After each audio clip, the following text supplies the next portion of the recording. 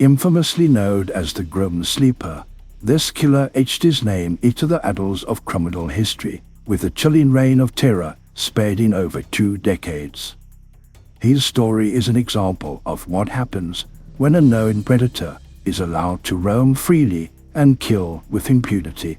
Let's examine the case of Lonnie David Franklin Jr., the Grim Sleeper.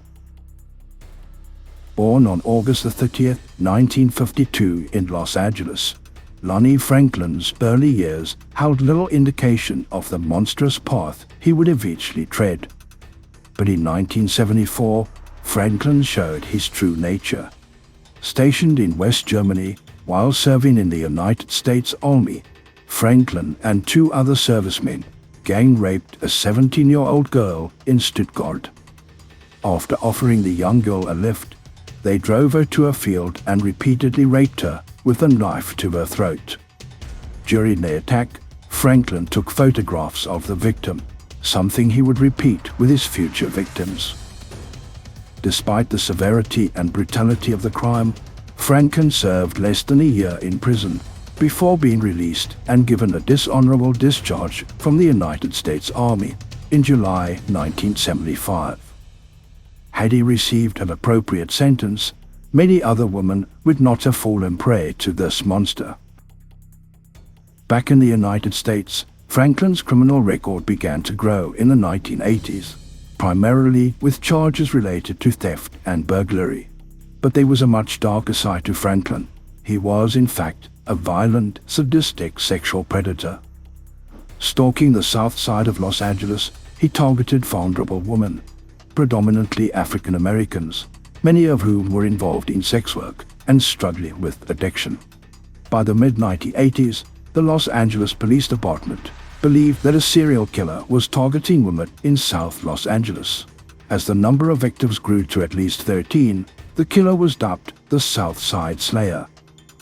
But by 1986, the police began to re-evaluate the assumption that a single killer was responsible for all the murders. Conflicting modus operandi and suspect descriptions lead investigators to believe that perhaps as many as 4 serial killers were active in the same area at the same time. It would later be confirmed that the murders attributed to the so-called Southside Slayer were in fact the combined crimes of Lois Kane, who committed at least 2 of the murders, and Michael Hughes, Daniel Lee Siebert, Chester Turner, and Ivan Hill, who all committed at least 1 each. However, by 1987, there were 7 victims who had been murdered with the same gun, and their deaths could not be attributed to any known killer. But then, the killer seemed to vanish, and for the next 14 years, no further victims could be linked to the serial killer. It was this long pause between 1988 and 2002 that earned Franklin the nickname the Grim Sleeper. By 2007, DNA testing had vastly improved, and when 25-year-old Genesia Peters was murdered in May of that year, her death was linked through DNA analysis to at least 11 unsolved murders in Los Angeles, the first of which occurred in 1985. It was now clear that the Grim Sleeper was still active.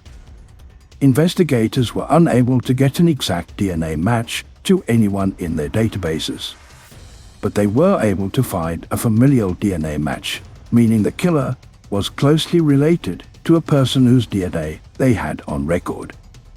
That person was Christopher Franklin, Lonnie David Franklin Jr.'s son, who had been convicted of a felony weapons charge in 2008. This led investigators to focus on Lonnie as the lead suspect. An undercover police officer, pretending to be a waiter at a restaurant frequented by Franklin, managed to collect a discarded pizza crust which contained Franklin's DNA. The DNA on the pizza matched the DNA the killer had left on the victims, and Lonnie David Franklin Jr. was arrested for murder on July 7, 2010. When police searched Franklin's home, they found over 1,000 photos and several hundred hours of video footage of mainly black, unconscious, nude women. Just as he had done with a young girl in Germany, Franklin had recorded his attacks. Though the investigators believed him to be responsible for many more crimes, he was charged with 10 murders and 1 attempted murder and held without bail. Lonnie David Franklin Jr. was convicted on all counts.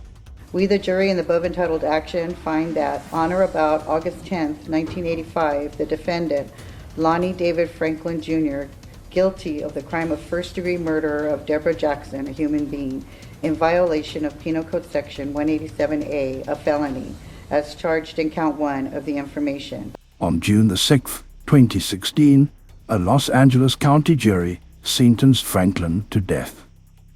But on May 28, 2020, Franklin was found dead in his cell. While his death put an end to his reign of terror, many questions remain unanswered. Many of the victims in the photos were never identified, and the 14-year pause in his Los Angeles killing spree matched up with similar killings in other places, including the abduction, rape and murder of 5 girls in Belize City between 1998 and 2000, suggesting the grim sleeper was in fact not sleeping but simply relocated. However, no other murders have officially been attributed to Lonnie David Franklin Jr. The true number of victims claimed by Franklin will never be known, but it was not necessary for any of them to die. Had Franklin received an appropriate sentence for the rape in Germany, many lives would have been saved. This case serves as a reminder of the consequences of allowing violent predators to escape with lenient sentences, only for them to continue to prey on the very society that has shown them mercy.